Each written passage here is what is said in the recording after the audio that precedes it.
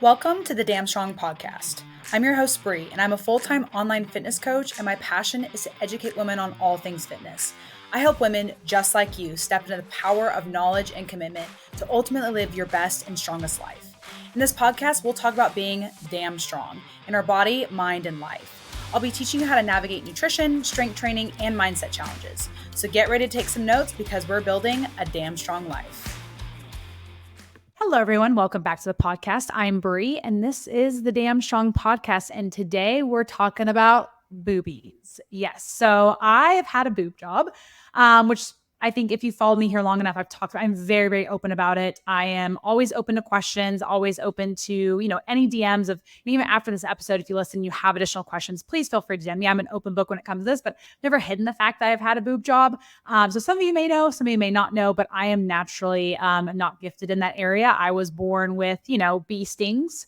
And eventually I got my boobs done. And now I have like a size, I would say like C cup. So we're just going to be talking about, I put out actually a Q&A just asking for any questions that people had because I want to do a longer form content of a podcast episode. So I'll be answering your guys' questions and then talking additionally about some other things that I just want to make sure is mentioned. So if you're thinking about getting a boob job or it's been on the radar or you just, I don't know, maybe you're just curious about kind of the process in general, keep listening to this episode. And again, as always, and I'll say this at the end of the podcast, if you have any additional questions after listening to this, please shoot me a DM. There are, I actually did a post on this and it was titled Boob Job, what I wish someone would have sat down and talked to me about.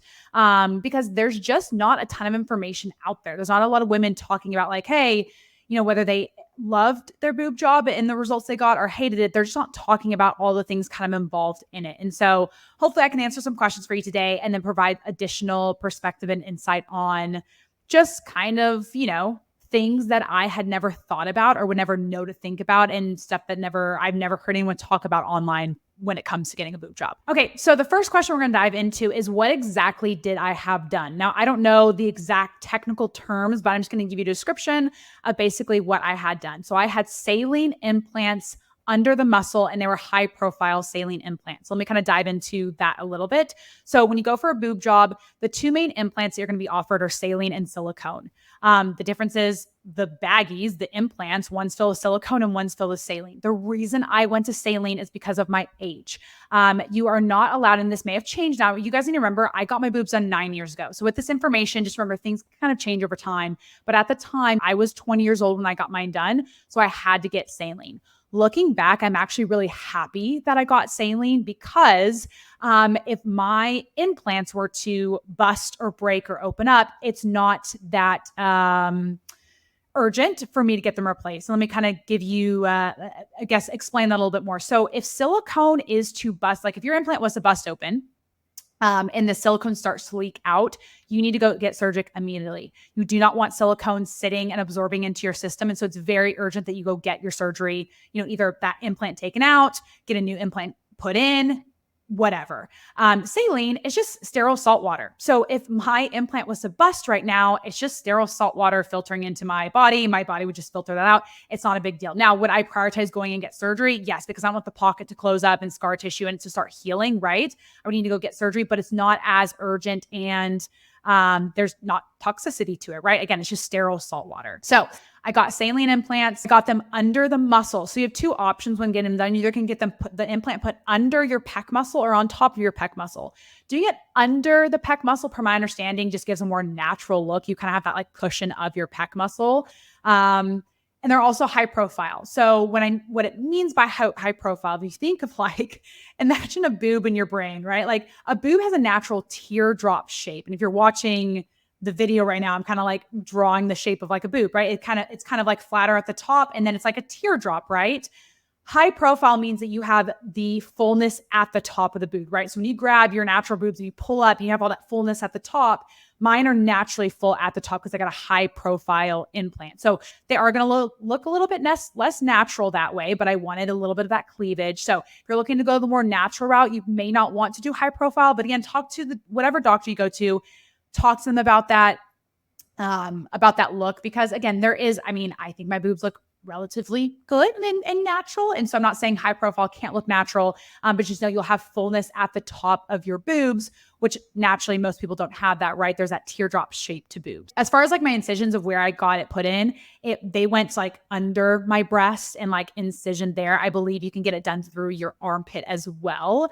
If you're getting a lift, they do have to do what's called like an anchor scar. Again, techniques could have changed over time, but this is just my awareness at the time. But do like an anchor scar if you just Google like boob lift scars or whatever, you can see they have to like cut under, cut down the middle, and then around the areola as well. So again, depending on what you're getting, things are going to differ. But I just simply got an implant put into me. I didn't get a lift. I didn't get anything changed. I got the implant put into me. I got it under the muscle. I got saline implants.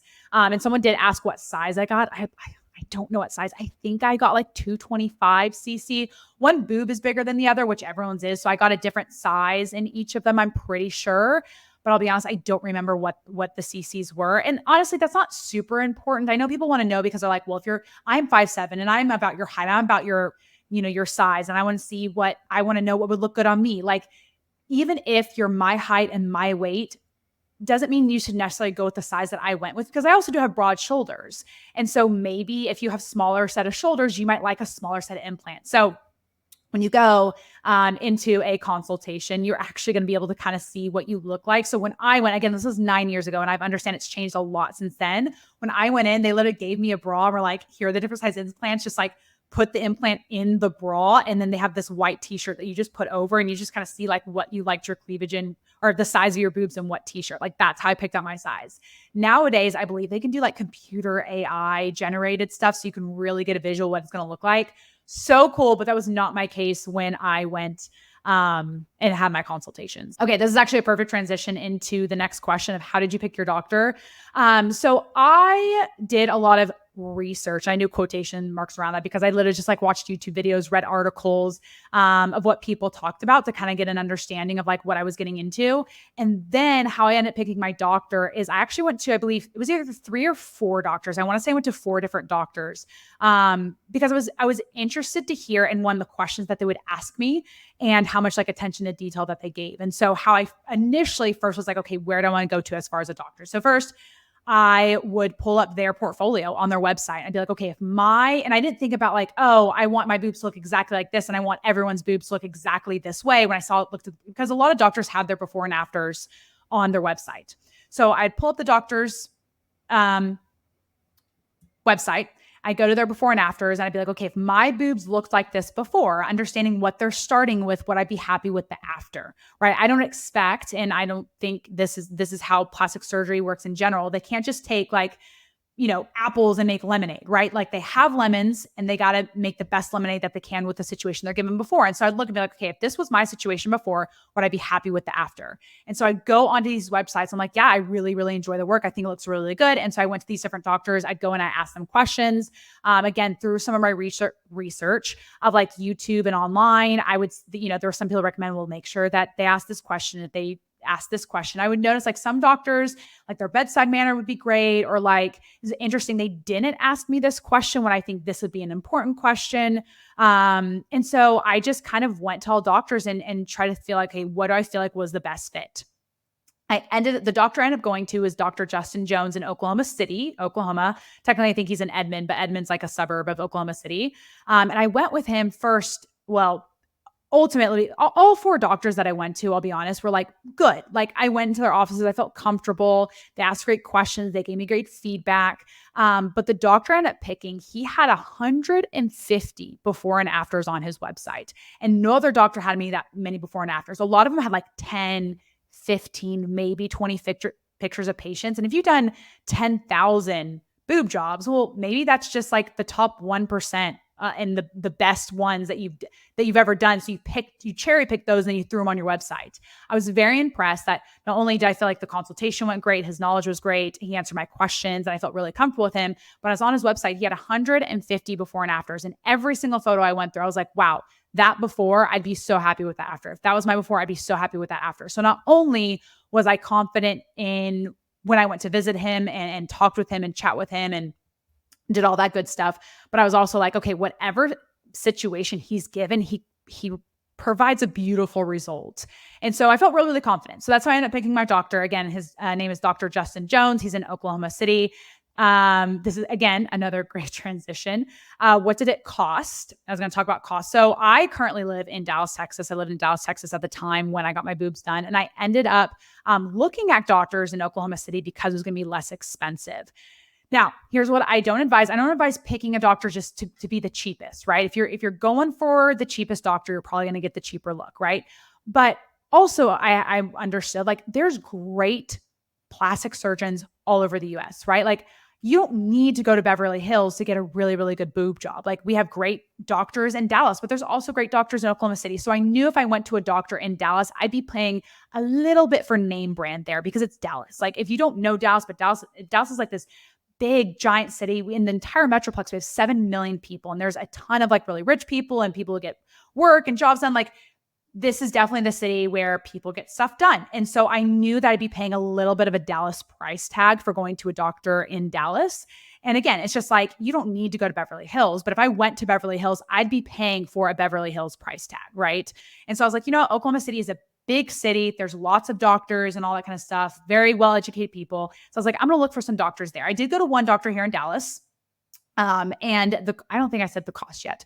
Let me finish this. I'll say the cost. I went to one doctor here in Dallas and he seemed great and everything, but obviously ultimately with the one in Oklahoma City, but I mainly looked in doctors in Oklahoma because I was confident I could find a good doctor, without paying the Dallas price tag, if that makes sense. So the cost of my boobs was $5,000 USD. Remember, that was in 2015. So that was 9 years ago. So the cost is going to be different. The doctor in Dallas was going to be about $7,000. So again, I believe that was probably the Dallas price tag. Again, there could be different experiences. I remember that the doctor in Dallas was a little bit older than the doctor in Oklahoma City. So it could be an experience in years thing, but ultimately I went with the doctor I went with, and it ended up helping that they're in Oklahoma. Yeah, I feel like that's everything that you need to know about the before. I can't think of anything else, but I know people are going to be curious, like what questions to ask your doctor and stuff like that. Again, it was 9 years ago. I can't remember the exact questions, but there's a ton of good YouTube videos and articles and women talking about all that kind of stuff.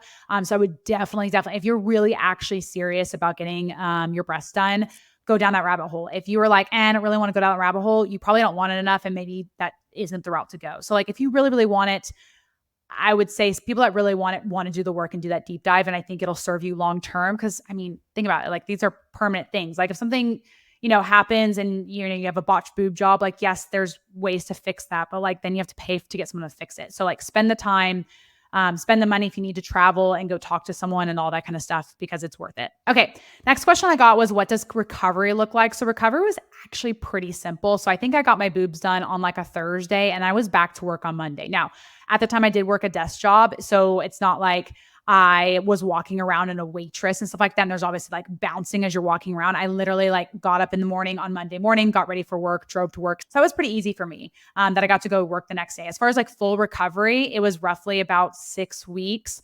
I don't think I could work out for 4 weeks. Again, this is 9 years ago, guys, so I can't quite remember. Your doctor will tell you, but I'm just trying to give you guys some general information. But typically recovery time is like 4 to 6 weeks. You wear a special bra that you're supposed to wear. I can't remember how long I was supposed to wear. And they also give you this band. I don't know if it's because I had high profile or what, but there's this band that you basically have to, I'm going to lean back. So if you're watching the video, you can see. They have to put across your chest up here at the top. So then it pushes down on your boobs because when you first get them done, really torpedoes, especially if you don't have a lot of breast tissue. That's a big thing. My boobs are really small. I mean, I was maybe a B cup on a good day. And so I didn't have a lot of breast tissue. So they're really tight. They were torpedo-y. And so we used a band to kind of push them down. So as they would settle downward and the skin would kind of stretch more at the bottom and not stretched, probably the wrong word, like settle more down at the bottom. But recovery was pretty easy. I would say right after I got my surgery, it was my mother-in-law who took care of me. And so I actually stayed at my sister-in-law's apartment. My mother-in-law stayed with me at my sister-in-law's apartment and took care of me. It was really hard to like sit up. It's so funny when you get surgery, you don't realize like how many muscles are involved in such small things. Like when you sit up, you think like, oh, my abs are sitting me up. Like, oh my gosh, no, there's so many more muscles. So like sitting up was kind of difficult. I slept in a recliner chair, so it'd be easier for me to get up. I had to walk pretty slow. Like there was surgery. I literally got a foreign object inserted into my chest. Like it wasn't comfortable the first few days, but like I don't remember recovery being absolutely terrible. I remember it being pretty easy. I was just walk slow, move slow for probably the first like week, maybe 2 weeks. And I don't think I got cleared to work out until week 6 is what I want to say. Okay. Another very popular question that got asked was, how does training change? So as far as training, actually, this kind of goes with the surgery thing. You don't realize how often your chest muscles are involved until you get a boob job, because when you first get your boobs done, I'm going based off as best memory as I can go.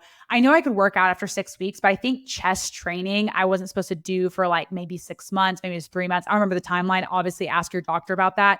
But I just kind of stopped training chest. And the reason why wasn't because I couldn't. Like I totally got cleared by my doctor to train chest. I remember when that was, but I did get cleared by him to train chest.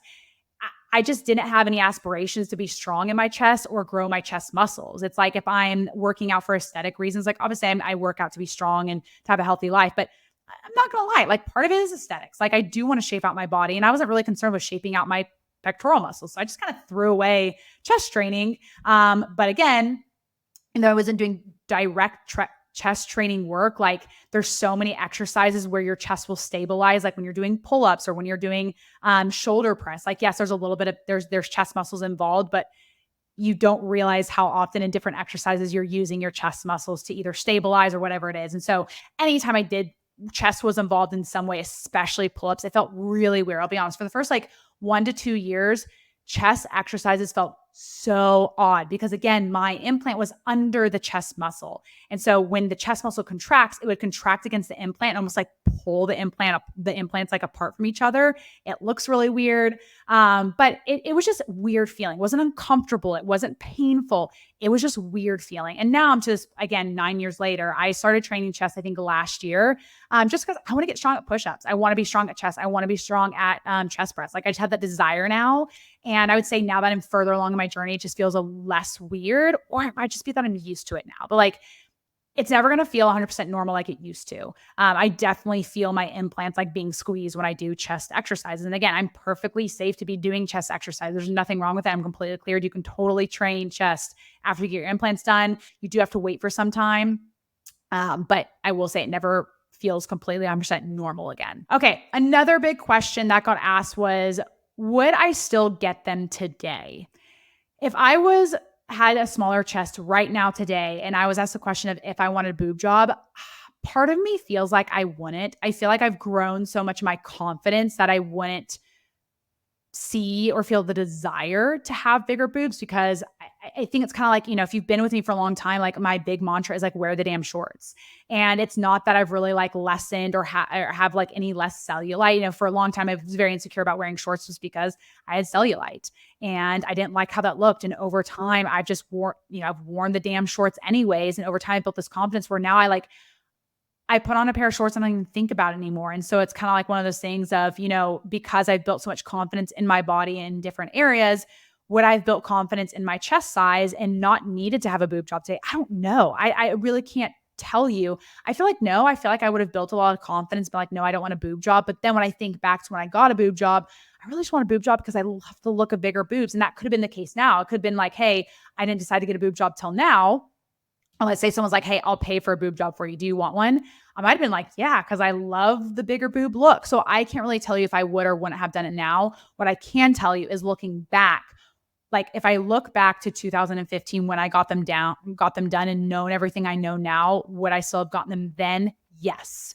I really, again, people ask me like, why did you get your boobs done? Like the true and honest answer is that I just like the look of bigger boobs. Like that's really it. It's like someone's like, and I know this is a much less permanent decision, but it's like hair color. Someone's like, why'd you dye your hair brown? You're like, I don't know. I saw someone with this gorgeous brown hair and I really, really liked it. Or like, every brunette, I feel like almost every brunette has wanted to be blonde or tried to be blonde. It's because you see blondes, you're like, okay, like they look like they're having more fun. Or I'm curious what I would look like blonde. You go blonde just because you're like, I think it looks really beautiful. And so for me, the whole reason I always wanted my boobs actually, let me back up. The original reason I wanted my boobs is because I hated my body and I hated how it looked. And I thought that would solve my problems. But eventually, I remember I had this conversation with myself when I was 18. I really want to get my boobs off the job the second I went to like college because I was like out of the house. My mom was like, if you get your boobs done, we're not supporting you in college. She's like, okay, I'll wait. But during that time while I waited, I really dug into like, okay, why do I want this? And I realized it was because of self-hatred. And so over the course of my time in college, I really worked on having a love for myself and having a love for my body and what it could do, and not realizing I didn't need these boobs to feel feminine.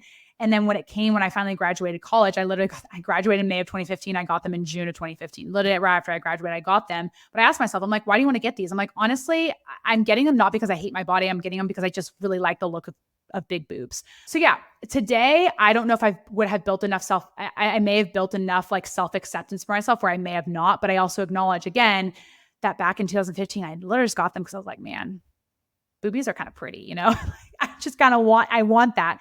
And I enjoy my physique and my shape as it is now. So 3 things that I do want to bring into conversation on this episode that people didn't ask. And I didn't expect people to ask them. They're like topics of things for good food for thought if you're thinking about getting your boobs done.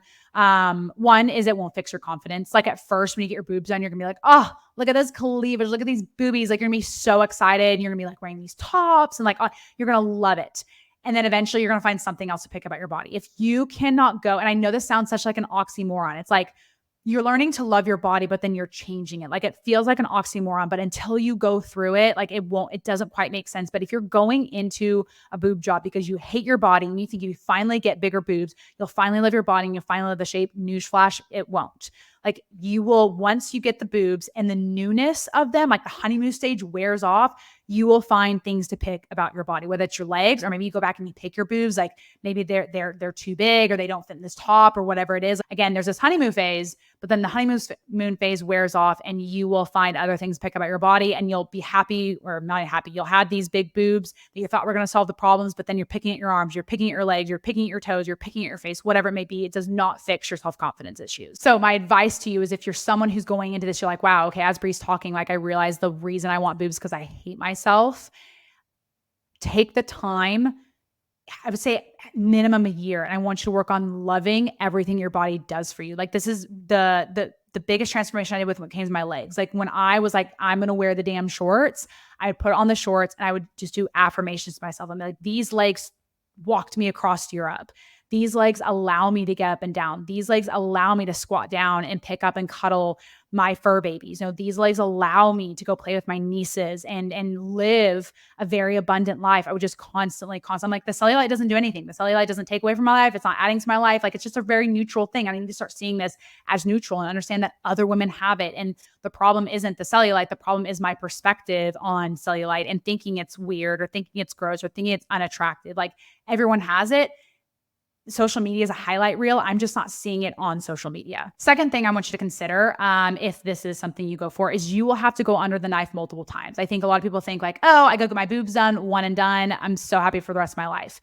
You have to consider your body may reject the implants. Okay. So if you are financially going into getting a boob job, you need to be financially ready to, if your body decides to reject them, you have to get them taken out.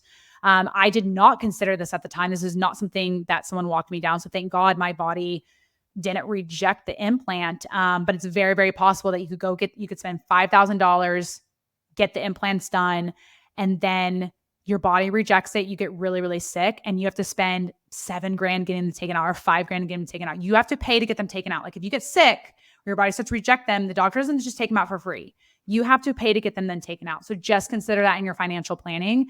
Another thing to consider, which another thing I didn't even know about, someone that I follow on social media. She's also been very open about her transplant, very open about her implant process. Her name's Danielle, the dietitian. If you don't follow her on Instagram, she had her boobs done, got them redone. I don't know if it was because like warranty reasons, like her boobs were coming to the end of their quote unquote, like when I say warranty, like the implants themselves guarantee, like I don't want to say guarantee, but basically they're supposed to last about 10 years. So after 10 years, your risk of them bursting goes up. And so if you have silicone, you might want to get them done again so that we don't burst and have silicone come to your system.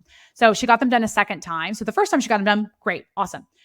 She got them taken out, redone. I don't know if she wished wanted to go smaller in size. I remember her reasoning for wanting to go get her second boob job, but she did. And the second one, they got rejected. And so she had to pay to get them taken out. So you may do great the first time, but the second time your body may reject them. You have to get them taken out. So just consider that, even if your body doesn't reject them, if you go with silicone, you may want to consider, I would say highly, I would talk to your doctor and confirm this, but I would highly, highly, highly, highly consider having the funds for in at least 10 years to have to go get them done again, because you're going to be at higher risk for them popping. And so you want to get them done. But if you get them done the second time, you may be at risk for them getting rejected.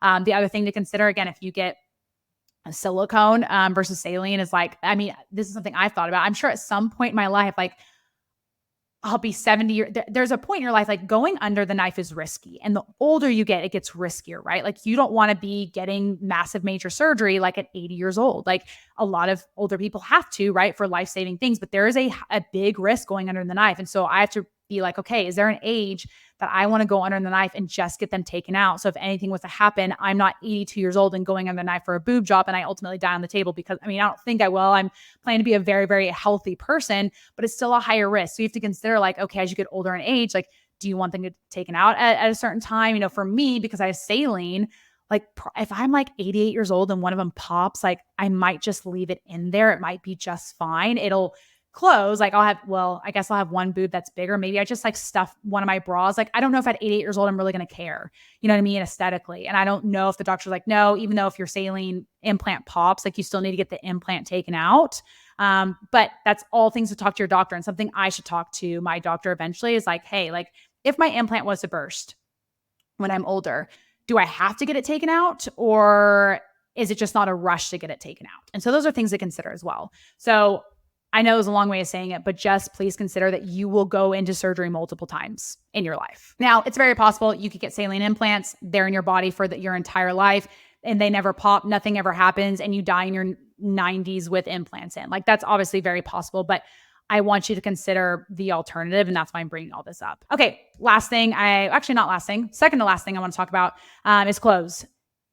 The larger the boobs you have, the harder it will be to fit into some clothes. Clothes are not really made for bigger chested women. And so if you're someone where you're like, hey, I want bigger boobs, but I don't want a ton of cleavage, you're just gonna have to accept that they're gonna be tops that you buy and it's hardly covering your areola, and you have to return it simply because if you breathe for 2 seconds, your boob's gonna pop out. So again, it's just a frustration that I run into that I can find really, really frustrating especially in fitness. Oh my gosh, so many brands don't even need to change the design of the bra. They just need to add like an inch or two more fabric. But there are some bras that I'm wearing and like my areola is like on the edge of the fabric. And I'm just like, oh my gosh, like this is such a cute bra, but I have to be watching my boob the entire time. Or maybe it's like half an inch of extra fabric for my areola. Like, especially in fitness, you will be very booby in a lot of fitness clothes.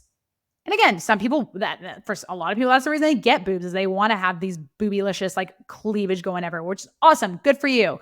I like a little bit of cleavage, but I don't always want to be just like busting out everywhere. And so there are definitely times where I've had to return tops. One, because I'm just showing way too much and I'm uncomfortable in it. Or two, there's literally not enough fabric to fit my boob. You know that there's these tops that are kind of popular right now where like it's almost like, you know, it's like corset tops or like corset dresses where it's like the middle part of the dress or the top is a corset and then it's almost like a kind of a bra underwear at the top. Yeah, a lot of those tops I can't fit into because I may be a size small, but typically someone who's a size small isn't this size of chest. And so I have to return it because my boobs literally can't fit into the cups that they've created. Okay, last thing I want to chat on, and this is just me reiterating on something I said earlier, is just why are you doing this? Like, if your mindset going into your boob job is so important. And I'm so happy that I realized it at the time before I got them, that I realized at 18. I'm just a big believer in everything happens for a reason. Like, you know, my mom telling me like, hey, we're not going to support you through college if you go get a boob job. And I'm so glad that situation happened because it allowed me a lot of time and development of being like, okay, why am I getting a boob job? Like, why is this something I want to follow through with? Okay, I'm doing it because I hate my body and I think it's going to help that. Okay, that's not really a great reason to go and do something like this, especially going on a knife. Like, let's reevaluate. And if you still want a boob job after college, awesome. But if you don't, you did the hard work, you did the mindset work. So really dig into like why you're wanting it. If it's because you hate your body, not a great reason. It's not going to solve that problem. If you just accept that, like, hey, you know what? Yeah, I mean, I think we all have like little things we would want to or maybe change about our body, but overall you're like, hey, I really love my body. I love the what's the word I'm looking for? the life that it provides me. I love how strong it is. I love that I'm able to do this and that and travel and do all these things. I just honestly like the look of some bigger yitties, and I would love to fill out these tops a little bit more. And I'd love how that would look if I did. Cool. Awesome. You go for it. Just consider all of the risks. Talk with your doctors extensively. You can never ask too many questions. Be annoying with questions. And if they feel annoyed that you're asking so many questions, that is not the doctor for you. All right, guys, I hope this episode was helpful. I know this is not my typical and normal content, but I get asked the boob question all the time. When I posted that post about my boob job, I got a lot of engagement on that post. So I know people are wanting this topic and to hear about it. And just because I have some experience, I figured I'd just provide my insight. But like I said at the beginning of the episode, if you have any additional questions on a boob job or something you're considering, or a question you have that I didn't really answer, please feel free to shoot me a DM. I'm more than happy to chit chat with you in the DMs and help you kind of like weigh the pros and cons and the consideration and all that kind of stuff. I hope you guys have a wonderful week, and I will catch you on the next episode. Bye, guys. Thanks for listening to another episode of the Damn Strong Podcast. Show me some love by leaving a review and sharing a screenshot of this episode on your Instagram stories. Until next time, stay strong.